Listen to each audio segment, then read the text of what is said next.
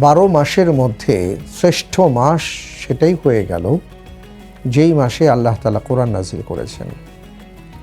পৃথিবীর পুরো বছরের রজনীগুলোর মধ্যে শ্রেষ্ঠতম রজনী হয়ে গেল সেটাই যে রজনীতে আল্লাহ তাআলা কোরআন নাজিল করেছেন।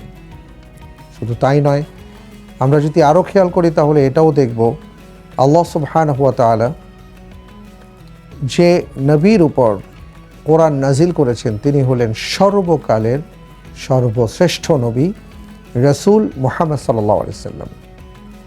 যে জাতির উপরে আল্লাহ তাআলা কোরআন অবতীর্ণ করেছেন সেই জাতি হলেন খায়রা উম্মাহ, শ্রেষ্ঠ জাতি।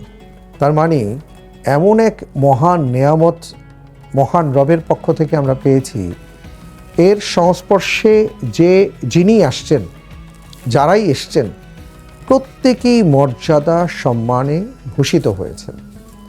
তাহলে সেই নেয়ামত যদি আপনার কাছে আসে, সেই নেয়ামত আপনি কিভাবে কদর করবেন, কিভাবে সেই নেয়ামতকে ব্যবহার করবেন, কিভাবে আপনি তিলাওয়াত করবেন।